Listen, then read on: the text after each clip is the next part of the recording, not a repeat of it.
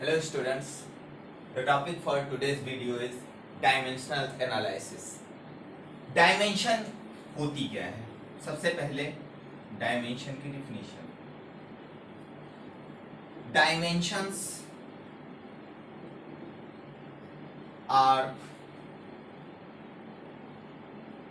the powers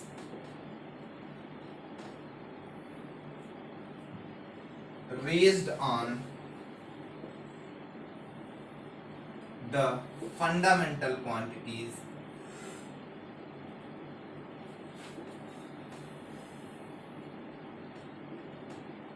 to obtain the particular quantity.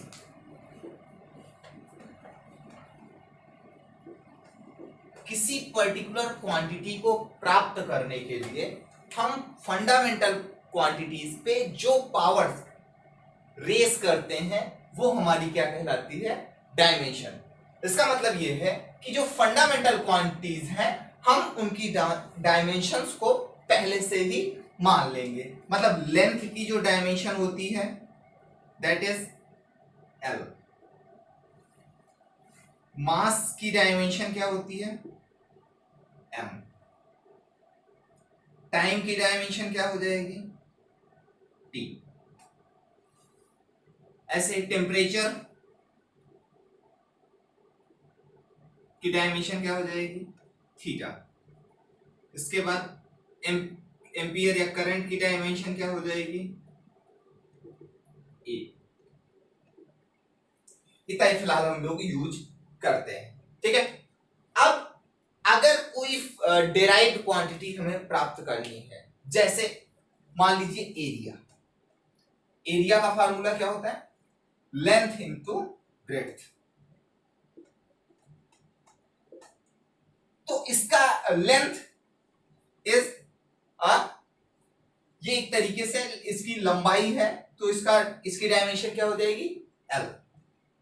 Breadth भी लंबाई ही है, तो उसकी भी डायमेंशन क्या हो जाएगी? L. और एरिया की डायमेंशन हो जाएगी, एरिया बराबर हो जाएगा L2. इसको हम L2 पढ़ते हैं. L2 इसको हम क्या पढ़ते हैं? L2. L स्क्वायर नहीं पढ़ते, L2 पढ़ते हैं. मतलब एरिया को प्राप्त करने के लिए हमें लेंथ पे 2 पावर्स लगानी पड़ेगी. एंड इसी तरीके से ये इसकी क्या हो जाती है? 2 is it's dimension. 2 is its dimension and this complete is its dimensional formula. Dimensional formula. Same way में हम किसी भी फिजिकल क्वांटिटी का फार्मूला रख के उसका डायमेंशनल फार्मूला प्राप्त कर सकते हैं. अब अगली और इंपॉर्टेंट बात आती है how to obtain dimensional formula. अगर हमें किसी भी फिजिकल क्वांटिटी का डायमेंशनल फार्मूला निकालना है तो सबसे पहले हमें उस फिजिकल क्वांटिटी का फार्मूला रखना होगा. फिर फार्मूले को हम इस तरीके से ब्रेक करेंगे कि वो फंडामेंटल क्वांटिटीज के टर्म्स में आ जाए. चलिए कुछ क्वांटिटीज का डायमेंशनल फार्मूला हम आपको इस तरीके ऐसे सिंपली बताते हैं. लेंथ का फार्मूला होता है, लेंथ को हम लिखते हैं डिस्टेंस. डिस्टेंस का फार्मूला हो जाएगा L. डिस्टेंस का फार्मूला हो जाएगा L. ठीक. टाइम का क्या हो जाएगा? टाइम का डायमेंशनल फार्मूला हो जाएगा T. ऐसे ही अब आता है वेलोसिटी. वेलोसिटी का फार्मूला होता है distance upon time. Distance upon time. Distance की डायमेंशन क्या हुई? L. और इसकी डायमेंशन क्या हुई? T. तो क्या हो जाएगा इसकी डायमेंशनल फार्मूला वेलोसिटी का? LT minus 1. LT minus 1. Acceleration का क्या हो जाएगा?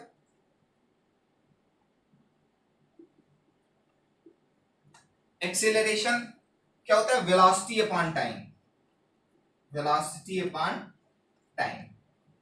वेलोसिटी का अभी हमने निकाला क्या है? LT minus 1. L T minus one upon में टाइम का फिर से टी, तो क्या हो जाएगा L T minus to, L T minus two. ये हो गया एक्सीलरेशन। इसके बाद बात करते हैं फोर्स। फोर्स का क्या हो जाएगा, फोर्स बराबर क्या होता है, F बराबर ma, हमको पता है फार्मूला F बराबर ma। तो dimension of mass into dimension of acceleration, dimension of mass क्या हो जाएगी m into dimension of acceleration क्या हो जाएगी एल टी माइनस टू। तो इसकी डायमेंशन क्या हो जाएगी M L T minus two, इसकी डायमेंशनल फार्मूला क्या हो जाएगा M L T minus two. इसके बाद आता है वर्क, ये इंपॉर्टेंट है सबसे। वर्क बराबर क्या होगा force into displacement, force into displacement, force into displacement बराबर क्या हो जाएगा, फोर्स का क्या है M L T minus two, M L T minus two into क्या हो जाएगा डिस्प्लेसमेंट का क्या हो जाएगा यल, तो बराबर क्या हो जाएगा M L two T minus two, ये हो जाएगा वर्क का। और हमको पता है कि वर्क ही स्टोर्ड होता है एज एनर्जी। जब हम पोटेंशियल एनर्जी का फार्मूला पढ़ते हैं तो उसमें भी यही कहते हैं कि जो वर्क होता है वो स्टोर्ड हो जाता है एज इट्स पोटेंशियल एनर्जी। जब हम काइनेटिक एनर्जी का फार्मूला पढ़ते हैं तो उसमें भी यही होता है कि काइनेटिक एनर्जी वर्क जो होता है वो काइनेटिक एनर्जी के रूप में सेव हो जाता है। तो इस तरह से हमारा ये जो वर्क है और एनर्जी है उसकी डायमेंशन सेम होगी। तो एनर्जी की डायमेंशन क्या हो गई M L two T minus two. जितनी भी तरह की एनर्जीज हैं, चाहे वो काइनेटिक एनर्जी हो चाहे पोटेंशियल एनर्जी हो, किसी भी तरह की एनर्जी हो, सबका फार्मूला क्या हो गया M L T minus two. किसी भी तरह का फोर्स हो उसका फार्मूला क्या हो जाएगा dimensional M L T minus two. अब हम एक सिंपल डायमेंशनल फार्मूला निकालना सीखते हैं। जैसे हमसे कहा गया कि एप्सिलॉन नॉट का डायमेंशनल फार्मूला निकालिए,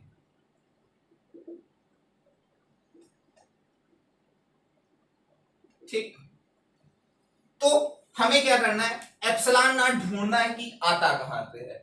हमको पता है एप्सिलॉन नॉट कहां पे आता है कूलम्स लॉ में। कूलम्स लॉ क्या होता है F बराबर 1/4 pi epsilon not Q1 Q2 upon में R स्क्वायर, ये होता है, ठीक। अब हमें एप्सिलॉन नॉट को इधर लाना है और बाकी सबको उस साइड ले जाना है, ठीक। यहां से क्या हो जाएगा epsilon not is equals to 1/4 pi Q1 Q2 upon में R स्क्वायर और नीचे एक और क्या आ गया F, ठीक। Q बराबर क्या होता है IT, कल हमने पढ़ा था Q बराबर होता है IT, तो इसका फार्मूला डायमेंशनल फार्मूला क्या हो जाएगा AT। Q बराबर क्या हो जाएगा AT, I का A और टाइम का T, ठीक है। ये कांस्टेंट टर्म्स है, constants have no dimension, constants are dimensionless,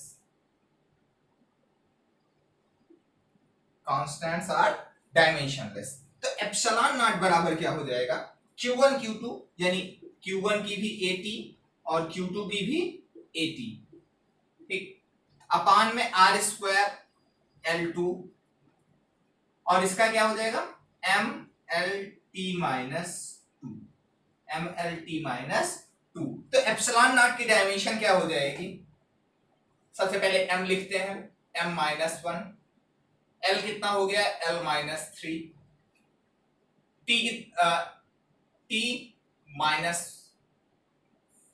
T plus four, T का क्या हो जाएगा प्लस फोर, 4A टू।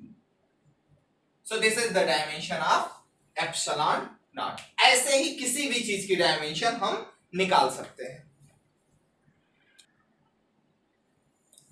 अब हम बात करते हैं यूजेस ऑफ डायमेंशनल एनालिसिस। किसी भी चीज को पढ़ने के लिए सबसे ज्यादा इंपॉर्टेंट ये है कि उसका यूज क्या करेंगे, ठीक। तो पहला है to convert the system of unit, system of unit मतलब एमकेएस से सीजीएस में और सीजीएस से एमकेएस में या किसी भी सिस्टम में बदलने के लिए हम डायमेंशनल एनालिसिस का उपयोग कर सकते हैं। इसका कॉन्सेप्ट क्या होगा, कॉन्सेप्ट या रूल कह लीजिए आप। क्यों ऐसा हो पाएगा, डायमेंशन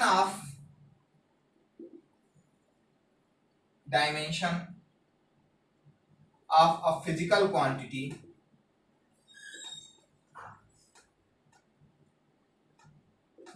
remains same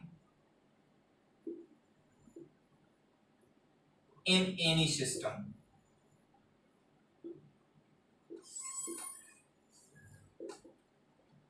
आप चाहे सीजीएस लगाइए या एमकेएस लगाइए, उस फिजिकल क्वांटिटी की डायमेंशन जो है वो सेम रहेगी, ठीक। और हमने एक चीज और पढ़ा है कि Q यानी क्वांटिटी बराबर क्या होता है, N into U, numerical value into unit. तो इसको हम ले लेते हैं N1 U1 बराबर, this implies that N1 U1 is equal to N2 U2। N1 क्या है, numerical value in first unit, numerical value in second unit, okay. U1 को मान लेते हैं जो यूनिट है, जो हमारी यूनिट है उसकी डायमेंशन क्या है, m की, let unit have dimension M A L B and T C। मान लेते हैं उसकी डायमेंशन क्या है, M A L B and T C। तो फर्स्ट सिस्टम में क्या हो जाएगा, N1 into M1 A L1 B T1 C बराबर N2 into M2 A L2 B T2 C, okay. ये थोड़ा सा बंटवारे में प्रॉब्लम हो गई है, ठीक, ये बंटवारा सही हो गया, ठीक है। अब हमें क्या निकालना था, N1 या N2 में एक चीज गिवन होगी। मान लेते हैं अभी के लिए हम मान लेते हैं कि N1 हमारे पास गिवन है, N1 हमारे पास गिवन है, हमको निकालना है क्या, N2 बराबर क्या हो जाएगा, यहां से देखिए ये यहां पे रोक लेंगे, बाकी सबको नीचे लाएंगे, N1 M1 अपान में M2 पावर A, L1 अपान में L2 पावर B, T1 अपान में T2 पावर C। ये हो जाएगा हमारा फार्मूला। इसका एक बार हम यूज पढ़ लेते हैं एक क्वेश्चन में। एक क्वेश्चन ले लेते हैं, कन्वर्ट 110 जूल इनटू अर्ग।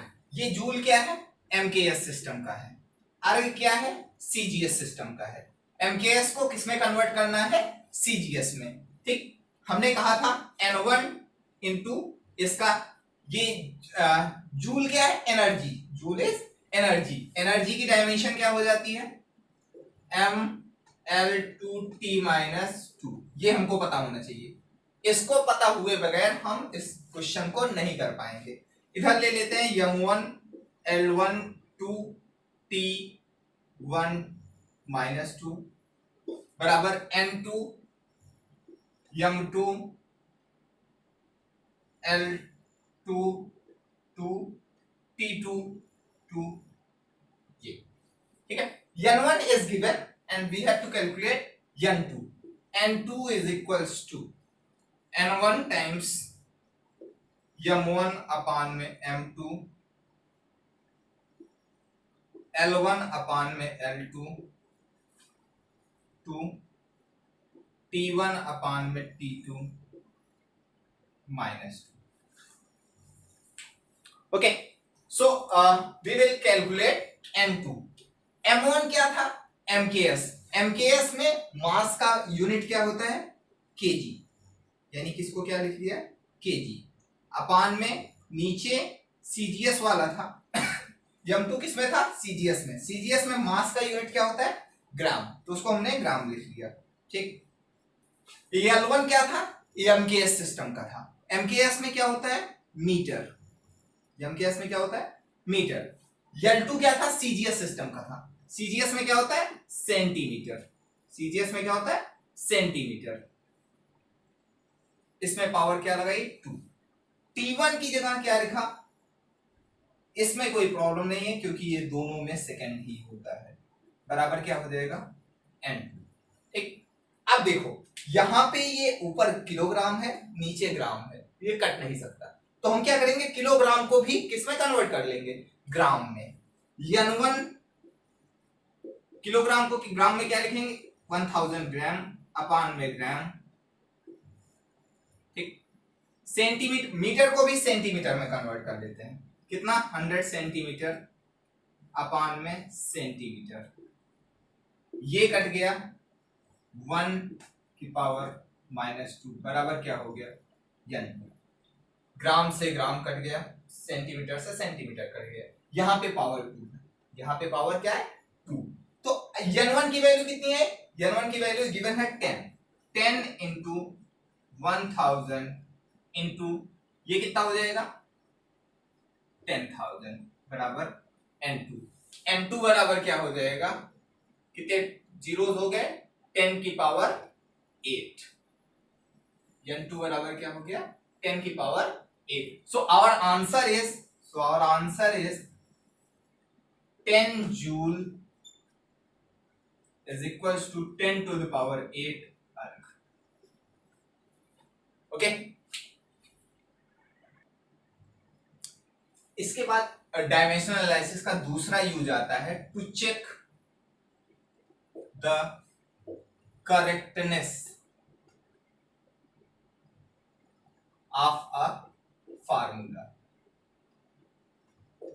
ठीक, इसका रूल अगर कहें तो rule, the dimension of each term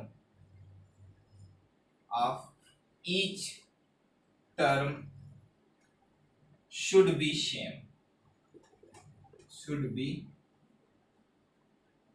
same, dimension same होने का मतलब क्या हुआ कि ओवरऑल जो क्वांटिटी है वो सेम है। ठीक है, किसी भी चीज की डायमेंशन, अभी हमने फर्स्ट में पढ़ा कि डायमेंशन किसी चीज की नहीं बदलती। ठीक है, मतलब ओवरऑल जो क्वांटिटी है वो वही है। सिंपल सी बात ये है कि अगर आप हाथी को जोड़ रहे हो तो हाथी में हाथी ही जुड़ेगा, गधा नहीं जुड़ जाएगा।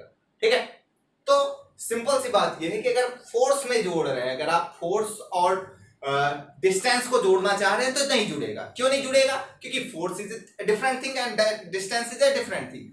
सो फोर्स के साथ जुड़ने के लिए अगले वाले को भी क्या होना पड़ेगा, फोर्स। तो इसलिए हर टर्म की डायमेंशन क्या होनी चाहिए, सेम होनी चाहिए। जैसे एक फार्मूला हम लोग पढ़ते हैं, S is equal to UT plus half AT square. Okay, देख लेते हैं कि क्या ये फार्मूला सही है। कैसे, ये एक टर्म हुआ, ये दूसरा टर्म हुआ पूरा, ये तीसरा टर्म हुआ, जहां पे प्लस या माइनस आ जाए वहां से अलग टर्म हो जाता है। अब ये तीन टर्म्स की डायमेंशन अगर सेम होगी तब ये फार्मूला हमारा सही होगा। यस की डायमेंशन क्या हो जाती है, यल, डिस्टेंस यस इज डिस्प्लेसमेंट, उसकी डायमेंशन क्या होती है, यल। यू की डायमेंशन क्या होती है, एल टी माइनस 1 इंटू क्या हो जाएगा, टी, इंटू क्या हो जाएगा, टी। इसकी डायमेंशन क्या आई, L, T minus 1 and T 1, overall क्या आ गया, यल। इसका क्या आ गया, ए की डायमेंशन क्या होती है, एल टी माइनस 2 और टी 2, यहां से क्या हो गया, एल। ठीक है, इसकी भी यल, इसकी भी यल, इसकी भी यल। So formula is dimensionally correct, dimensionally correct, formula is dimensionally correct. So formula, ये फार्मूला जो है हमारा सही हो जाए। ऐसे ही हम हर चीज में अगर लेफ्ट हैंड साइड और राइट हैंड साइड दो ही टर्म है तो लेफ्ट हैंड साइड की डायमेंशन और राइट हैंड साइड की डायमेंशन आपस में हमेशा बराबर होनी चाहिए। अगर बराबर नहीं आती है तो इसका मतलब है कि फार्मूला जो है वो गलत है। इसका थर्ड यूज है डिड्यूसिंग रिलेशन एमंग फिजिकल क्वांटिटी। ठीक, कैसे किसी भी फिजिकल क्वांटिटी के बीच में रिलेशनशिप को स्टैब्लिश करने के लिए भी काम आता है। जैसे हमने कहा कि कोई एक पर्टिकुलर क्वांटिटी है P, कोई एक पर्टिकुलर क्वांटिटी है P, ये दो physical quantity depends on A, B and C, A, B and C। मान लिया कि P एक फिजिकल क्वांटिटी है, वो तीन क्वांटिटीज A, B और C पे डिपेंड करती है। हम 11th लेवल तक सिर्फ तीन ही रखेंगे क्योंकि तीन से ऊपर फिर इक्वेशंस बनना मुश्किल हो जाएगा और फिर हम सॉल्व नहीं कर पाएंगे। ठीक है, P depends on A, B and C। तो हमें ये पता करना है कि P का फार्मूला क्या होगा in terms of A, B and C। तो हम क्या करेंगे, लेट करेंगे P is equal to A की पावर x, B की पावर y एंड C की पावर z। ओके, हम क्या यहां से क्या करेंगे, A इज प्रोपोर्शनल टू, फिर प्रोपोर्शनलिटी को हटाएंगे, K लाएंगे, K से कोई मतलब नहीं, मैंने बताया था आपको कांस्टेंट की कोई डायमेंशन नहीं होती। अब यहां पे क्या करेंगे, पुटिंग डायमेंशंस ऑफ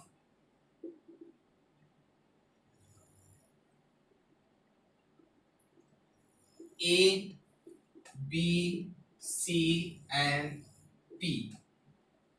अब जब A, B, C और P की डायमेंशन हम यहां पे रख देंगे तो हमें यहां पे M, देन फिर इसके बाद क्या करना है, then compare the powers of M, L and T। अब तीन इक्वेशन बन जाएंगे और हमारे पास तीन ही अननोन है। Then find x, y, z and thus the formula of P। अगर x, y, z मिल गया तो x, y, z से ही P का फार्मूला मिल जाएगा। एक क्वेश्चन करते हैं इसका, एक छोटा सा सिंपल सा क्वेश्चन लिया है। सिंपल पेंडुलम के लिए टाइम पीरियड डिपेंड करता है लेंथ ऑफ द स्ट्रिंग, इसको हम क्या लिखेंगे, L and G, acceleration due to gravity. What will be the formula of T? T का फार्मूला क्या होगा, हमने आपको बताया था, हम क्या लिखेंगे, T is proportional to L and G। L की पावर हमने समथिंग x लिख लिया, G की पावर समथिंग लिख लिया क्या, y। अब हमें सिर्फ और सिर्फ यही x और y पता करने हैं। T is equal to K, जिससे कोई मतलब नहीं, LX and GY। Putting dimensions, अब दोनों साइड क्या करेंगे, डायमेंशंस रखेंगे। T का डायमेंशन क्या होती है, टाइम, T इज टाइम, तो उसकी डायमेंशन क्या हो जाएगी, T। K से कोई मतलब नहीं, हम हटा देते हैं, K। L की डायमेंशन क्या हो जाएगी, L, और G की डायमेंशन क्या होती है, LT माइनस टू, और इसकी पावर क्या हो जाएगा, Y। यहां से क्या हो जाएगा, K, L की टोटल पावर क्या हो जाएगी, x प्लस वाई, T की पावर क्या हो जाएगी, -2y, और इधर क्या बचा, T। अब कंपेयरिंग बोथ साइड, कंपेयर करने पे क्या हो जाएगा, देखो x प्लस वाई बराबर क्या हो गया, 0। क्यों, क्योंकि इधर इसको हम क्या लिख सकते हैं, इसको हम t को क्या लिख सकते हैं, l की power m0 l0 into t1, m0 l0 into t1। यहां पे भी m0, m से कोई मतलब नहीं, ठीक है, इसको हटा ही देते हैं। x plus Y is equal to 0, t की पावर इधर क्या था 1, माइनस 2y बराबर क्या हो गया 1, माइनस 2y बराबर 1, तो y बराबर क्या हो गया माइनस का 1/2। तो यहां से x बराबर क्या हो गया, x बराबर क्या हो जाएगा माइनस वाई फ्रॉम इक्वेशन 1, ये 1 ले लेते हैं, इसको 2 ले लेते हैं, इक्वेशन 1 से x बराबर माइनस वाई है, तो x बराबर क्या हो जाएगा माइनस ऑफ माइनस 1/2, x बराबर क्या हो गया 1/, तो फार्मूला इसका क्या बन जाएगा, formula t is equals to k l की पावर कितना x यानी 1/2, g की पावर कितना minus 1/2, k l by g की power 1/2, t is equal to k under root l by g। तो ये बना हमारा फार्मूला। एक लिमिटेशन यहां पे हमको पता चल गई कि कांस्टेंट के बारे में ये कुछ नहीं बता पाता। अगर कुछ टर्म्स दिए गए हैं, कुछ कोई इक्वेशन दे दिया जाए, बता दिया जाए कि यल और जी की इस वैल्यू के लिए टी का मान ये पर्टिकुलर हो जा रहा है, ठीक है, तब हम कांस्टेंट को कैलकुलेट कर सकते हैं। अदरवाइज ये डायमेंशनल एनालिसिस कांस्टेंट के रूप को कुछ नहीं बता पाता। बात करें अगर इसके लिमिटेशंस की, डायमेंशनल एनालिसिस के लिमिटेशंस, कुछ ना कुछ लिमिटेशंस हैं। लिमिटेशंस पहला है the constants can not B derived.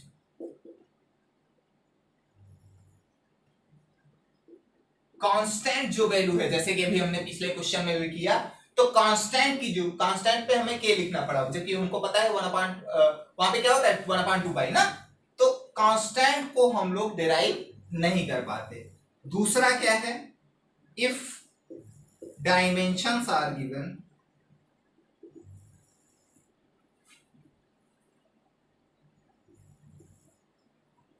We can not be sure about quantity. हमने आपको बताया था वर्क की, एनर्जी की, सबकी डायमेंशन सेम होती है। तो अगर डायमेंशन फार्मूला दे दिया गया, डायमेंशनल फार्मूला दे दिया गया, तो क्या हो जाएगा, वर्क है कि एनर्जी है, हम इस चीज को कंफर्म नहीं कर पाएंगे। तीसरा एक और चीज है, if the formula of type